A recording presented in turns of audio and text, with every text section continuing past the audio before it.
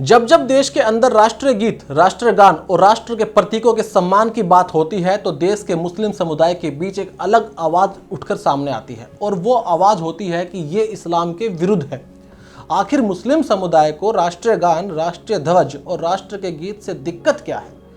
ताजा मामला सामने आया है सपा सांसद शफीकुर रहमान बर्क की तरफ से। उन्होंने पूरे मुस्लिम समुदाय का ठेका लेते हुए इस बात की घोषणा कर दी है कि भाई घर में तिरंगा लगाना जरूरी थोड़ी है, तिरंगा तो दिल में होना चाहिए।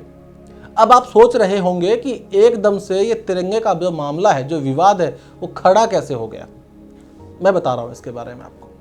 असल में हुआ ये है कि पीएम मोदी की अपील के बाद बीजेपी ने देश भर में हर घर में तिरंगा लगाने का अभियान शुरू कर दिया।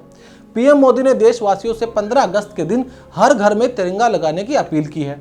हर घर तिरंगा अभियान के तहत आज देश भर में तिरंगे यात्रा को लेकर रैलियां निकाली जा रही हैं। दिल्ली में उपराष्ट्रपति जगदीप धनखड़ ने बीजेपी सांसदों की हर घर तिरंगा बाइक रैली को हरी झंडी दिखाई। इस रैली के दौरान केंद्रीय मंत्री जी किशन रेड्डी, अनुराग ठाकुर भी वहां मौजूद थे। अब इस अभियान पर सपा के जो सांसद हैं उनका कहना है कि स्वतंत्रता दिवस होता है तो सब झंडा लगाते हैं, जुलूस निकालते हैं, सब कुछ करते हैं। जब होगा तो घर के बच्चे झंडा लगाते भी हैं। हमारे घर में झंडा लगेगा, लेकिन यह ज़रूरी नहीं है कि हर घर में झंडा लगाया जाए, क्योंकि झंडा जो है, तिरंगा जो है, वो दिल में होना चाहिए।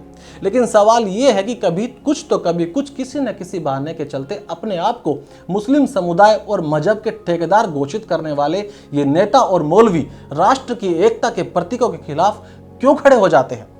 क्या सच में ये मामला इस्लाम से जुड़ा हुआ है? विश्व प्रसिद्ध इस्लामिक मदरसा दारुल उलूम देवबंद, जो कि सहारनपुर पश्चिम यूपी में स्थित है, उन्होंने कहा कि भारतीय राष्ट्रीय गान जन गण मन को गाना या पढ़ना किसी भी तरह से गैर इस्लामिक नहीं माना जा सकता। यह बयान तब का है जब 2016 में कलकत्ता के एक मदरसा के प्रधानाध्यापक काजी मासूम अख्तर को कथित तौर पर छात्रों को राष्ट्रगान गाना सिखाने के लिए पीटा गया था और स्कूल से उन्हें निकाल दिया गया था। वरिष्ठ मुफ्ती इस्लाम विद्वान जो इस्लामिक कानून और शरिया की शिक्षा और व्याख्या करते हैं, उन्हें कहते हैं। तो मौलाना आरिफ कासमी, जब उनसे इस बारे में सवाल किया गया तो उन्होंने कहा यह एक शर्मनाक घटना है जिसकी निंदा की जानी चाहिए उतनी कम। उन्होंने कहा हमारे राष्ट्रगान में इस्लाम के खिलाफ कुछ भी नहीं है, इसे पढ़ना या गाना किसी भी तरह से गैर इस्लामिक नहीं माना जा सकता। अगर राष्ट्रगान और अन्य राष्ट्र प्रतीकों से इस्लाम को किसी प्रकार की हानि नहीं होती है तो फिर ये विरोध आखिर होता क्यों है?